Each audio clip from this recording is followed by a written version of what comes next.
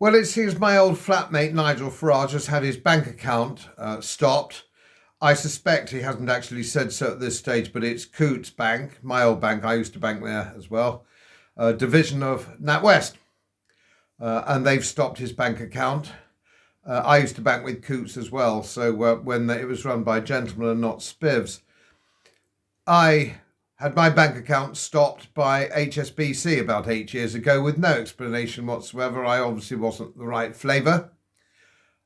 We have seen a padre in Yorkshire have his Yorkshire Bank account, Yorkshire Building Society bank account stopped because they don't agree with his politics, and all he was doing was making a fairly traditional Christian Orthodox point.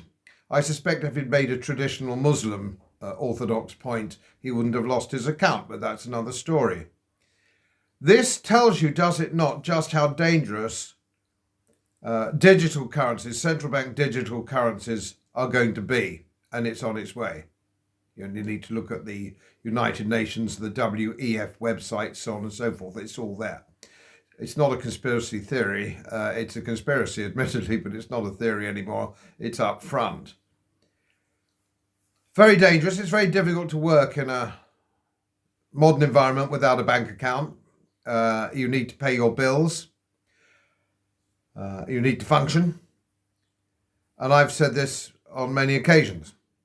And I wrote my book, which was a bestseller last year in its field, on the magic of banking, explaining just how banks work and why they're now run by complete and total crooks. It's possible they always have been, incidentally, but I don't know. Certainly they are now spivs and crooks with politicians at their elbows to actually pull them out of the mire when they get themselves into it, when they go broke, and they're going broke at the moment. And there's a lot more of this where it came from. A lot more banks are going to go broke, and we're going to see the demise of fiat currency. Now, one hint of criticism, I'm afraid, to Nigel Farage is, what on earth is he doing keeping a lot of money, in his words, not mine, a significant amount of money in a bank? Why would anybody do that? They don't pay any decent interest. Fiat currency, sterling certainly is depreciating by 10% a year, and some would argue significantly more than that. Why would you keep money in a bank? Why would anybody keep money in a bank? It's suicidal. You're much better off having it outside the bank, even if it's cash, although it's still degrading. At least it's not in danger of being stolen. And sooner or later, banks can steal your money by what they call a bail-in when they go broke, when they do go broke, and they are going to go broke. Also, there's another dangerous thing that they could have said to Nigel, and they could say to you, and they could say to anybody with a significant amount of money in the bank. And this is what some people don't understand. They could say they think there's irregularities in the account, and they're putting it through their compliance procedures in order to check it out. They could have hold on to your money and Nigel Farage's money for all that for a year, going through the machinations quite legally to do that. It would all be fake and fraudulent as far as the bank's concerned, but they can play that game for a very long time. So this is the danger that we have. Now, this is a danger you can avoid if you hold gold in specie, gold coin in specie, not in a bank, in a safety deposit box with a reputable company outside a box, which is I suggest, where I hold my own. This is what I suggest that you do. Just keep enough in your bank in order to pay your bills. That's all you need to do, to pay the milkman, to pay the electricity bills, so on and so forth. Get your money out of a bank before they steal it, or they go broke, or they freeze it. These are bad people, and bad times are coming, and they're going to get worse. My website says it all: how to buy gold coins, how to sell gold coins, how to store gold coins. There's a whole Q&A. There's interviews on it. I've done the whole thing for you. You don't have to do anything, just browse the account, all right? It's pro bono publico. It's not a profit-making site any more than my book was a profit-making site or profit-making project. It's there to help you fight back against these evil bastards who are trying to take over your country, your family, and everything else.